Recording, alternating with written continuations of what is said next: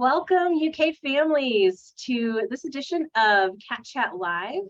My name is Nikki Jenkins. I have the pleasure of working with the Parent and Family Association in the Office of First Year Experience here at the University of Kentucky. We have recently concluded our Big Blue Nation orientation and have seen so many new students and families come through. We know that you're excited to be here this fall, and we are very excited to see you on campus. We also know that you may have some questions about what life is like here at the University of Kentucky. And I know you've seen a lot of information during orientation and online on the websites. But we want to make sure that you have all the information you need so that you can best support your students as they are starting this amazing, exciting journey of college and being on campus here. So we have put together a series of Cat Chat Live episodes that will be live streamed throughout the next couple of weeks to give you some insight into some different areas of campus that you may still have some questions about. So we're really excited today to talk to some folks from our Office of Dean of Students who work really closely with our students as they start getting involved on campus. And so we're going to talk a little bit about what student involvement looks like, what engagement looks like on campus. And we really hope that you will let us know if you have questions for our panelists today. Go ahead and you can put those questions in the comment section on the Facebook page, and we will try to answer those questions as we go. If for some reason you are not able to watch the entire video today, we will record this video and have it available on our Parent Family Association Facebook page as well as our YouTube channel. And you can find all of that information on the Parent and Family website. All right, so without further ado, I'm going to hand it over to my friends and partners in the Office of Fraternity and Sorority Life and Student Organizations and Activities. Libby, take it away. Thanks, Nikki. We're super excited to be with everyone today and talk through involvement opportunities that are on campus. So today is Tuesday, July 26th. Thanks for joining in, and we'll go ahead and get started, starting with the Student Orgs and Activities Office. Like Nikki said, we are an office nestled within Dean of Students, as well as the larger Office for Student Success. And we always like to say it's time to get wildly involved. And I can let you know a little bit more about me if we'll go to the next slide. This is me, as well as my director of the Office of Student Orgs and Activities, Courtney McCullough. And our emails, in case anybody has any questions about getting involved on campus. Something that I always like to say is I was a student here at UK, and now I'm a full-time professional at UK and have loved getting involved. And without getting involved, I wouldn't be in the position that I am today. So very important, but also very fun. So if we'll go to the next slide, I'll tell you a little bit more about our office. We consider Student Orgs and Activities, or otherwise known as SOA, and I will call it SOA throughout the presentation, as a hub for involvement on campus. So we house all of our 500 plus student run organizations across campus, provide resources to them, help with their registration, as well as work with our major fee funded groups. So these are just a few pictures below of some students getting involved and having some fun over the years. But a big thing that we like to say too is, what is involvement? So a lot of times people get really confused or concerned about what does it really mean to be involved. And really all it is it's just that ability for you to get connected to campus. And so what that does is it enhances your skills. You're able to develop relationships across campus, but also gain experiences that you may never have had the opportunity to gain before. But involvement can also look like a lot of things. So we don't want to limit you to just one thing. It can look like teaching classes at alumni gym. It can also look like undergraduate research within your college, having an internship on campus or off campus. And you can also just attend an event Or in the last one, you could be the president of an organization or a leader of an organization. So there are a lot of different ways to be involved, and depending on your class schedule and the time that you have to give to being involved, you can kind of make it fit for you. So we know it can be a little bit overwhelming to hear that big number of 500 plus student orgs, but when you start to really think about what involvement can be, there's so many ways to get involved that it really can fit your needs. I mean, you get to make it whatever you want it to be. So I talked a little bit about our big other student orgs, but let's talk a little bit more in depth about our major fee-funded groups at UK. And so one of our first groups, these are actually, I'll step back and tell you kind of the groups that we work with as an office. So we work with the Student Activities Board, Student Government Association, WRFL, which is our very own campus radio station. They are actually always on the air. We also have alternative service breaks, Dance Blue, and Empower, which is our women's leadership program. And I'll kind of dive a little bit more in depth with some of these. So this is our Student Activities Board. So they are a premier programming board on campus. This is one of the outdoor movies that they did a couple of years ago, but they put on events from large concerts in our Memorial Coliseum to Pinterest parties and terrarium workshops. So there's always something going on. That is their slogan, and always ways for you to get involved. Again, whether it's attending an event or being a member of their organization. And we also have, I believe, student government, is next. So if you have been a student within like your high school who's been involved in your student government or student body, this is another really great way to get involved on campus. So our Student Government Association represents the students who are on campus. They look at policy and they listen to the student voice in order to make sure that we are meeting the needs of all students. So some really great ways to get involved there as well. And then next to that radio station, WRFL is so cool. It is 88.1 all the way to the left. So I mentioned earlier, they're always on the air. It is actually 24/7, 365 days a year. So even if you come to UK and it's a snow day, there is a DJ headed into the station to make sure that there's always a music going on across the air. So you can be a DJ. We have different graphic design services and things like that that WRFL works with, as well as some big events like Slimestone during the first of the year that they put on. So some really awesome events, but also programming all the time. And then next we have our alternative service breaks. So this is looking at our spring break, but also opportunities throughout the fall, winter break, and through the spring semester for you to get involved in service. And that can be on campus or off campus.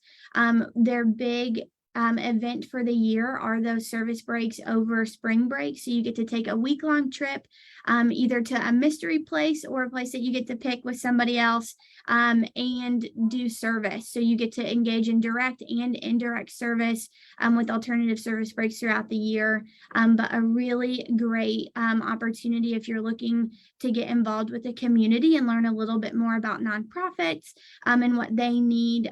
This is a really cool opportunity for you and group to get involved with.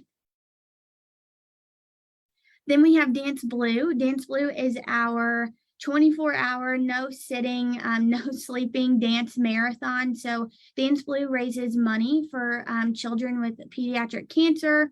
And what they do is through the course of the year, they fundraise in order to raise that $2 million or however many $1 million at the end of the year that funds the Dance Blue clinic that is on campus. So we have an on-campus oncology and hematology clinic for children with cancer, and all of the students across UK who want to get involved and fundraise for those kids end up culminating in this 24-hour dance marathon during the spring, and where they again stand for 24 hours. There's a line dance every hour, as well as fun activities throughout those 24 hours. But they also have other events throughout the year, such as their annual 5K, a silent auction, and one big one that they like to call Dance Blue U. So definitely take a look out for those if you're interested in Dance Blue. And then lastly, we've got Empower, our women's leadership program. So this is a program for anybody who identifies as a woman to get a part of. And what you will do is you'll get to be a part of a group of women who get to go on a retreat throughout the year, as well as put on our annual Women's Leadership Week that again culminates in a women's leadership panel where we get people from across the Lexington community as well as the UK community just to talk about what it was like to get to their positions, some of their advice for other women, but all around a really great opportunity just to get to know a little bit more about the people on campus as well as the people in the community. So a big thing, if you guys have time, is to go ahead and scan this QR code. So this will take you to BB Involved, which is basically like our Google for involvement on campus. So think about what you are currently involved in.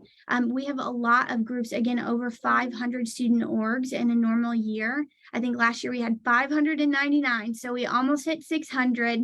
And so we're counting on you. If you don't see an org that you would like to participate in just yet, you can also make your own. So if you want a squirrel watching club, which that sometimes comes on and off campus, all you need is a few friends, just 2 other friends and yourself. So 3 officers, as well as a advisor, a staff advisor, a faculty advisor, and you can make your own student org.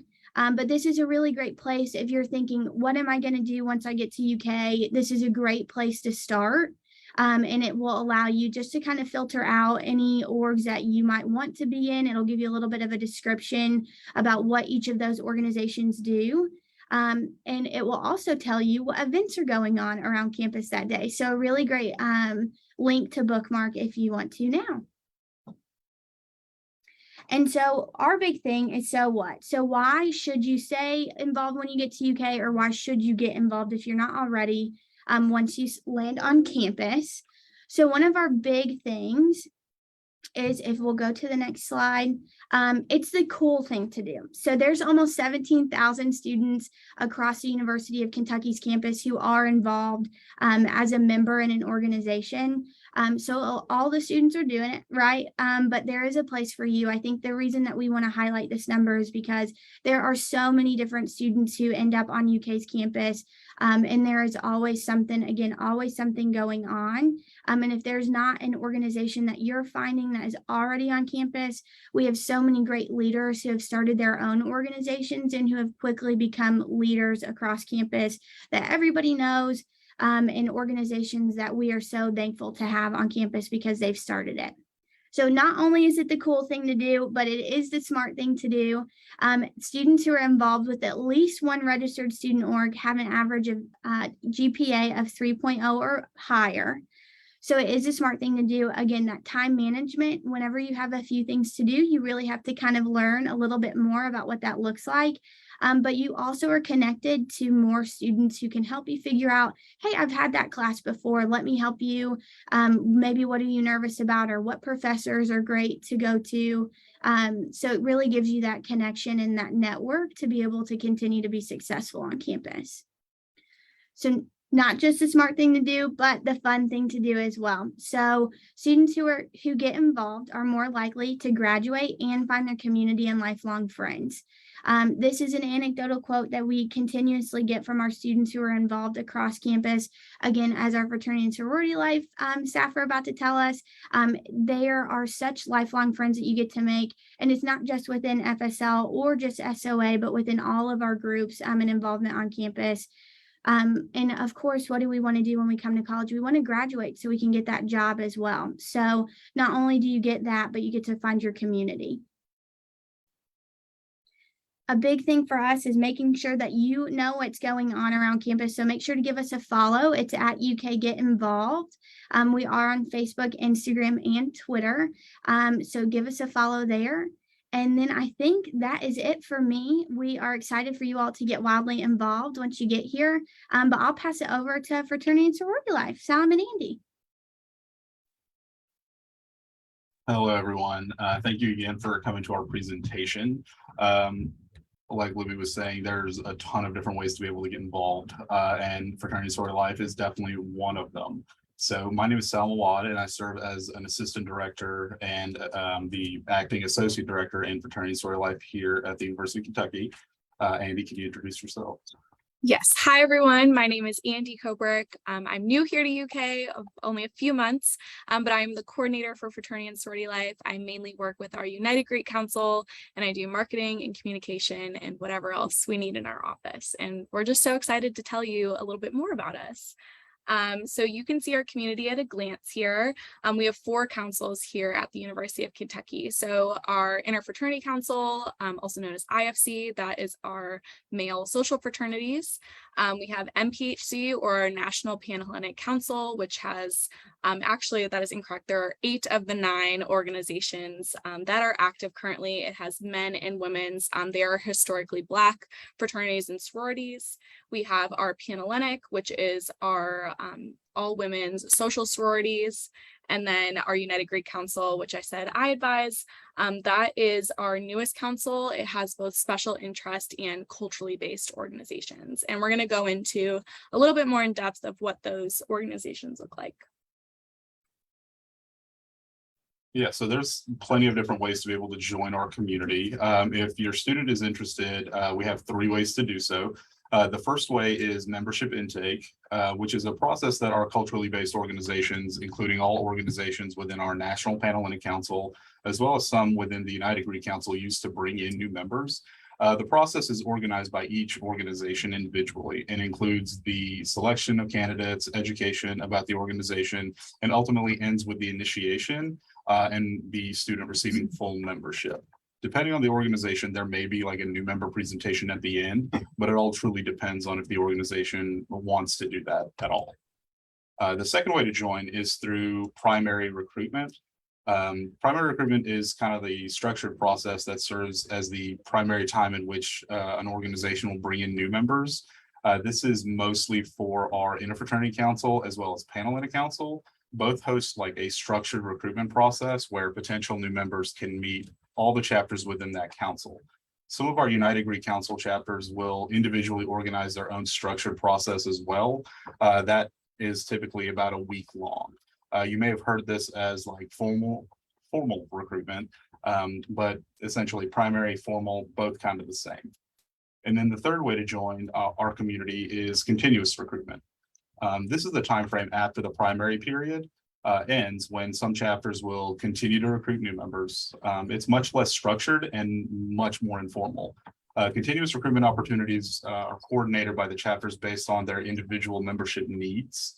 UGC chapters who host kind of that structured primary recruitment process may also host some continuous recruitment opportunities as well. They'll simply just call it informal or open recruitment.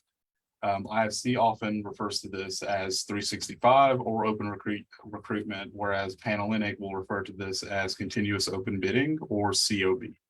So if your student has any questions about which of these recruitment options or which chapters do what and when, don't hesitate to reach out to our office and we'll be happy to help you navigate that.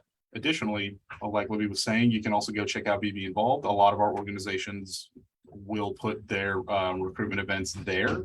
And it'll be a little bit easier for them to be able to kind of navigate that. So now we'll share with you how to join each of our 4 governing councils. Yeah, so like Salim was saying, we have special interest and culturally based organizations across a few of our councils. So MPHC, our National Panhellenic Council, does, we consider that a culturally based organization, as well as 3 of our organizations within the United Greek Council are also culturally based. So they do the membership intake process where they take in new members. It might be once a year, once every 2 years, just depending on the membership needs of those organizations. And then there's specific qualifications for students. So for MPHC, for example, students do need 12 credit hours before they are eligible to join MPHC. So usually a first semester freshman is not eligible to join, but they can join after their first semester. So it's really important, since these organizations do organize it on their own, to make sure that you're following them on social media and connecting with those members individually. So your student can be connected with them, and those organizations know that your student is interested. Also, we do MPHC and UGC 101. Those are information sessions that are required to join one of these organizations, depending on the council that they're interested in. So on here, we do have the websites and the Instagrams for MPHC and UGC. They're both very good about posting when these organizations are doing intake, when they're doing informational sessions. So the best way to find out about those is by following them on social media, or like Salam and Libby said, going on BB Involved and looking for those opportunities to go to those informational sessions.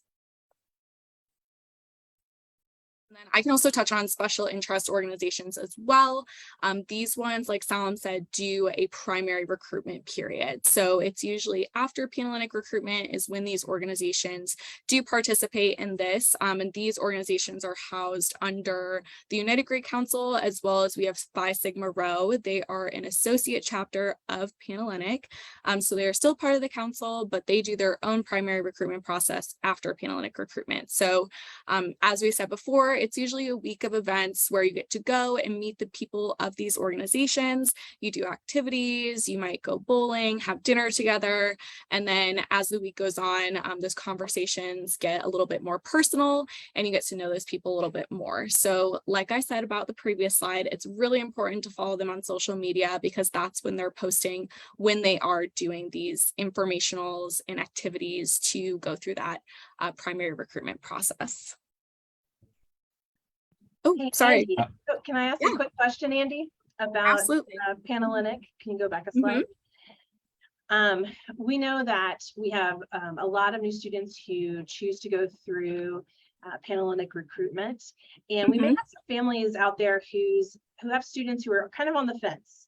They're not really sure if they want to join a sorority, but they really don't want to miss out on meeting new people. So what advice do you have for those families as they're sort of supporting their student and helping them decide whether or not they should go through the recruitment process? Yeah, that's a great question and something that comes up a lot with us. What I would say, and this goes for any of our councils, if a student is even just remotely interested, just signing up and going through the process. So with Panhellenic recruitment, going to the first orientation, meeting their Gamma Chi, meeting the women who are in their groups, going to the first open house round and just giving it a try, especially with Panhellenic recruitment. Once the sign up date closes, it does not reopen. You can't join late, but you can always withdraw from the process. So just going and giving it a shot. And then if you're like, this is not for me, maybe I want to try it next year, you can always withdraw from that process and do it again. But I just hate when students come to me and they're like, man, I really wish I had signed up my first year and I didn't get to go through. So we always suggest just going through the process. You get free lunch, a couple of t-shirts, a couple little goodies too along the way. So there is some reward even if you don't go through the process, and you get to meet a ton of people. Our Gamma Chi groups and our Gamma Chi leaders are really good about creating that community. A lot of times those women are from the residence hall that they're in, so they get to meet those people. And similar to IFC, and we'll talk about that process a little bit more, but you're still meeting people. They will still want to be friends with you even if you decide not to go through the process. So it's a great way to just meet people at the end of the day. And you never know, like you might go through the process and be like, wow, this really is for me. And I'm really glad that I went through it. And when you're talking about when this process happens, can students attend K-Week and go through Panhellenic recruitment? How does that process work? Absolutely. We try our best to make sure we schedule around as many K-Week events as possible. And our office also does K-Week events. So we're going to go into that at the end of the presentation, but we will have plenty of opportunities for students to both meet us at K-Week as well as attend other K-Week events, because I think one of the best things that you can do is make friends outside of fraternity and sorority life. It's so fun to be friends with the people in your organization, but you do need friends outside of it for sure. All right, we can move on to IFC. Salam, if you want to take it away.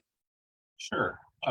So like we talked about earlier about like kind of the primary recruitment like time frame. So IFC is one of the organizations that does kind of that structured primary recruitment. They do this both at the start of the fall and spring semester. It like kind of allows like interested men to meet and learn more about each of the organizations. within IFC before bids or better known like the invitation to join are extended.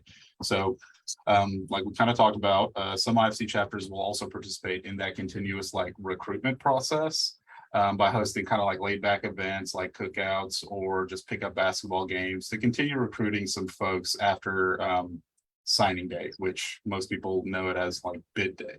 So this is dependent on each of the individual like membership needs for the chapters. So it's really important for people to keep an eye out on like social media for flyers or just informational kind of like graphics that's being provided in terms of what they, I guess, you know, what you can do to like see what's going on. And if you're not really like prepared for it, the best thing that we have is the IFC 101 sessions. That is a requirement as well for people to attend or for people to join. And so if you want to learn more, they have that opportunity to be able to go to that, which if we go to the next slide, we can discuss a little bit more about like just the overall joining process. So for this upcoming September, the primary recruitment process is made up of a bunch of like required events. Like I was saying, the IFC 101, interested participants, they got to get to it. So a lot of that information will be on the IFC website when it will be updated relatively soon. And so they'll be able to kind of see what's happening, what's going on, what they need to do to make sure that they are managing everything appropriately. And so that can also be found on IFC's BB Involved page. If you haven't realized, go to BB Involved, you'll find all the information that you need. And so there's optional events throughout recruitment week that they can go to. There are some required events that will be like expressed during that time. And so they just need to be able to kind of check and see what's going on, but also, as always, check and read their email. That's probably the most important piece of advice I can give. So to receive a bid from an IFC fraternity, regardless of whichever recruitment process, they must be academically eligible, which means they have to make the IFC's GPA requirement, which is 2.7 unweighted high school GPA for new students, or a 2.5 college GPA for returning and transfer students with at least 12 credit hours. Additionally, they must also pay the $30 registration fee, which is $25 less than it has historically been. So we can continue like providing and supporting our first generation college students, as well as like living up to that land grant institution's mission and vision that we have here at UK. So registration is open and can be found on the IFC's website. Simply like click the recruitment tab and then just register for recruitment. If you have any questions, you can go to kentuckyifccontact@gmail.com and you can reach out to them. And so as we continue through for Panhellenic, Andy, you want to go ahead and take that away? Definitely. So this is one that probably a lot of people tuning in might have some questions about. So I'll walk through it a little bit more in depth. So Panhellenic does do their primary recruitment process, the formal recruitment process. That is going to be at the beginning of the semester. We're going to touch on that in just a second. We'll go through the schedule a little bit more in depth, but they also do continuous recruitment. It's a big question that we are asked. If a student decides that they want to withdraw from the process, it can be very overwhelming. There's a lot going on. Some students are like, I'd rather do the continuous recruitment process, or they see people do the formal recruitment process and they're like, man, I really wish I had done that. They can always join a sorority afterwards. The one contingency is not every sorority participates in continuous recruitment. It just depends on numbers and membership needs. So if you're really wanting to keep your options open, going through that formal recruitment process is the best option for you. So we're going to talk a little bit more about the primary recruitment schedule. So the first thing that students will attend after they sign up is the P&M orientation. It's either the first or second day of school. We talked about, especially in Libby's presentation, how academics are really important to us here at UK, and being involved really enhances your academics. So you will see that students do not come back early for primary recruitment or for formal recruitment. We want to make sure students are going to class, that they are making friends outside of their sorority. So that is a big reason why our schedule looks like this. So you do your P&M orientation on those days, and then recruitment is the first 2 weekends of the school year. So August 26th through the 28th is your first set of the rounds, and then September 2nd through the 5th is your second set of the rounds. That is Labor Day weekend. So do make plans to stay here for Labor Day weekend. We promise it'll be super fun and definitely worth your time. But that 5th day, that's the Monday of Labor Day weekend, that is preference round, where students sign their form stating which sorority that they would like to join. And then bid day is September 6th. That is the Tuesday after Labor Day weekend. So it is 2 weekends long. We want you to go to class, make friends. There is lots of activities between those 2 weekends that Panhellenic does put on for the women. But we want to emphasize your academics and being involved in your schooling. So for registration, that's usually our number one question. It does close on August 24th, so there is still time, and it is a $150 fee to go through primary recruitment. And for some people, that is a lot. So I want to emphasize like what that money does go towards. So you get your t-shirts, there is lunch served on some of the days. This goes towards snacks. Each PNM is given a bag full of goodies, and it pays to keep our recruitment process going. So we want to be transparent where that fee goes towards, and it does all go back into the student who is going through that process. And then you can register on My Campus Director. If you go to the Panhellenic Instagram, the link is right there in the bio in their link tree, and it's super easy, just a few questions, and you can always reach out to our office if you have questions about that process. Yeah, before we keep going, I think we have a question is there any out-of-pocket costs to doing any groups and fraternity and sororities? There are some out-of-pocket costs outside of just your standard fees and your dues that come along with it, but that's all dependent on the organization. One of the things that we pride ourselves here at the University of Kentucky with our fraternities and sororities is that we are like extremely transparent when it comes to just the number as well as what it is that comes about in terms of cost. And so if you go to the like for IFC example in Panhellenic, if you go to their websites, they have it specifically listed out, and then each organization themselves will be able to provide a breakdown of what it is each thing costs, including living in the facility or living out of one, what a meal plan looks like, and things like that. It kind of helps also just like going to our next slide, the connecting with us on social media. If you do have those questions, if you have any additional like questions or concerns, like you can reach out to us there. We're always like connected to our Instagram and more than happy to like reach back out to you. I know Andy gets that that conversation with folks all the time. And so that's always helpful. Oh, yes, Nikki. We have another question from a parent who is asking, if a student wants to go through recruitment but isn't able to afford to go through recruitment, what do they do? Do they have any options? Yeah, there are a few, depending on the councils, there are a few registration waivers that are offered.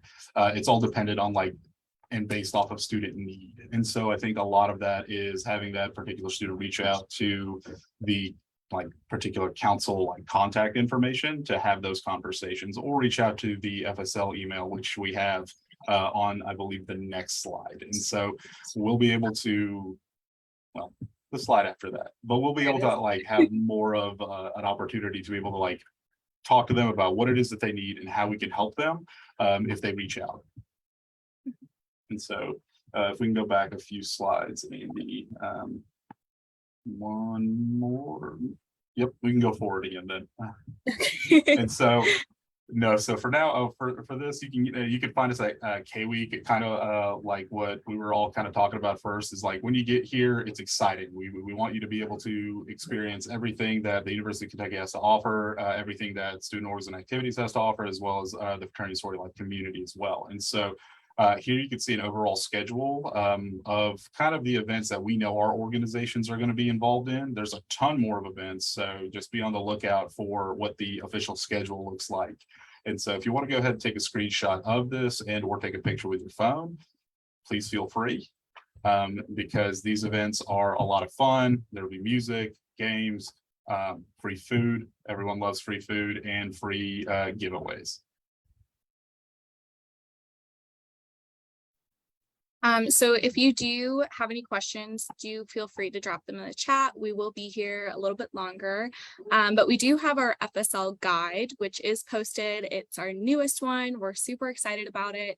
And this is where you can view all the information about all of our organizations. Like I said earlier, we do have 4 councils, so there's a whole buffet of organizations to choose from. We want to make sure that you make an educational choice and that your student is making the best choice for them on which organization to join. So the guide is a great way to go through and look at all of our organizations and kind of see what they offer and which one might fit their needs the best. And like Sam said, you can always email us. I run our email, so you will be talking directly to me. You can also DM us on Instagram. I'm also on there and I will answer your questions. But it's a great way for us to connect with you, especially as a parent. Some parents haven't been in fraternity and sorority life before, and that is okay. We are here to answer your questions and be a resource for you. I was the first member in my family to go join a fraternity or sorority, and I know my parents had a lot of questions.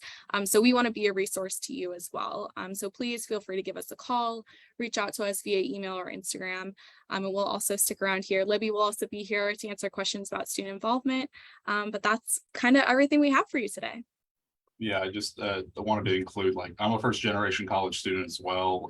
And so when it comes to it, joining a fraternity or just being involved overall was one of the best decisions that I could have made, especially because it gives some form of structure to be able to be successful in college. And there is that data that proves that the moment that you get involved, the more likely you are to graduate, the more likely you're going to come back next year. And so as a first gen person and student, I find it very, very important. So kind of like Andy and the rest of everyone was saying, thank you for coming to this. And we do appreciate it for sure. Awesome. Thank you all so much for being here. Now I can imagine that we have some families who are thinking about their students, and some of their students were super involved in high school, right? They were in student government, and they were on athletic teams, and they did a lot of things. And so their students are probably excited. They've probably already looked at BB Involved and already picked the organizations they want to check out.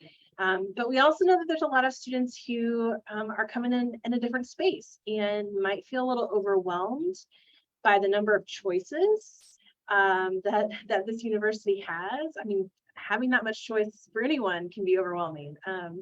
So when you think about, the first few weeks of classes here at UK, what's some advice you have for students and maybe for families on, if they just aren't sure, they just don't know how to go about finding these clubs, finding these organizations, whether or not they're ready to commit to, to a fraternity or sorority. What are some tips you have for them as they're sort of navigating that process?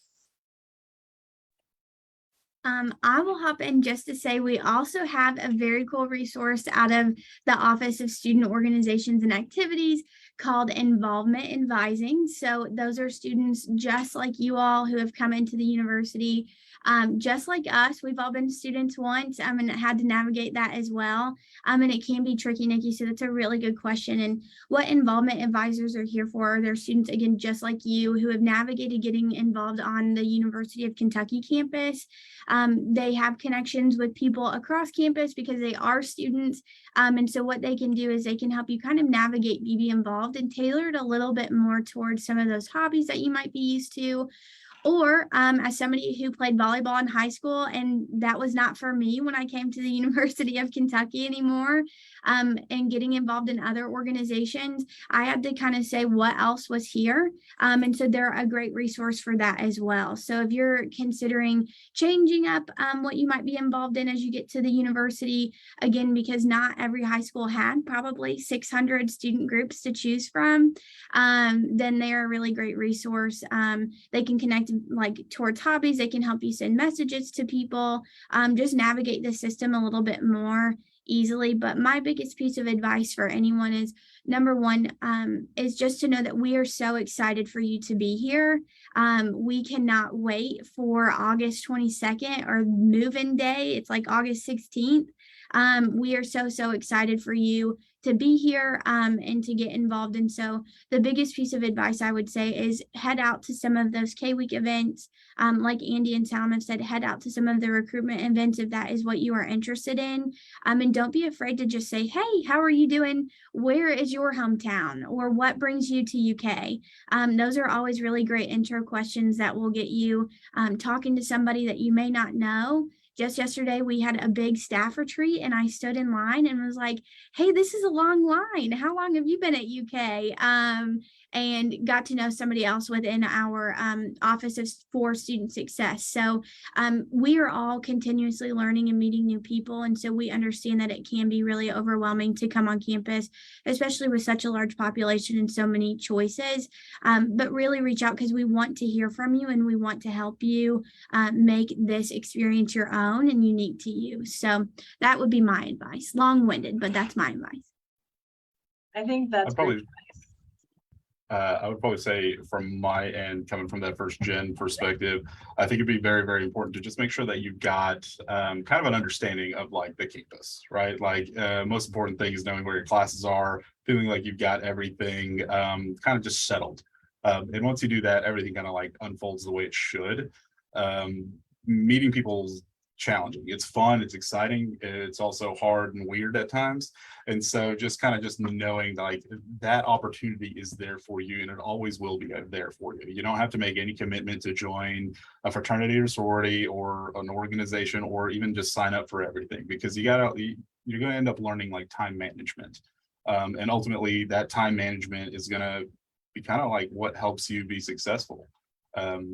I mean, we are here to do, college. We're here to do, get an education and do some good things, but also to develop as people. But if you also have to work, like I work throughout college, like if you have to work, if you have other responsibilities, like those are going to come first. And they should, because you have to understand what your priorities are. And so I would just take an opportunity to kind of slow down. Everything's super exciting and shiny and bright and new.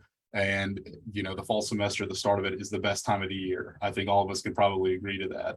And so it's just taking that time to kind of soak it all in. Don't let it overwhelm you, but also know exactly what it is that you need. And just ask people questions. You don't know what you don't know. And nothing's worse than sitting there feeling like you're out of the loop on something, or you don't even understand that something even exists. And so just ask questions. I think that's great advice, especially from the first gen perspective. And I think so many students, they come to campus too, and they need to work while they're in school. And so sometimes it can feel overwhelming to be learning and taking new classes, managing a job, managing clubs and organizations. And so that time management is really key to that. The other part is if your student is wanting to get a job, I highly recommend that they get a job on campus. We have so many jobs available on campus. And the best part of that is that your student will meet other students, meet faculty and staff, work with people who understand that they're students first, and be able to sort of be flexible around their class schedules and around midterms and exams, and they're just really understanding. So if your student does need to work, highly recommend that they work on campus. There will be a part-time jobs fair early on in the semester. I think it's in early September for new students who are looking for jobs. And so that's another great way to get involved and make some money while sort of connecting with people on campus. So just another thought. Any last minute tips or ideas? I feel like you have covered everything, and we just are really appreciative of our campus partners and our folks from student organizations and activities and fraternity and sorority life. If you have additional questions for them, feel free to go ahead and throw those into the comments and we can answer them later on. But also want to make you aware that this is the first of our Cat Chat Live series, and we will have a few more over the next couple of weeks. Our next one is on Thursday at 12:15 p.m. and we will have guests from the UK Public UKPD, the police department will be here. So if you have questions about security and safety on campus, they're going to be the ones to talk to. So we encourage you to come back on Thursday at 12:15 p.m. For right now, we thank you for being here, and we look forward to seeing everyone this fall. Go Cats!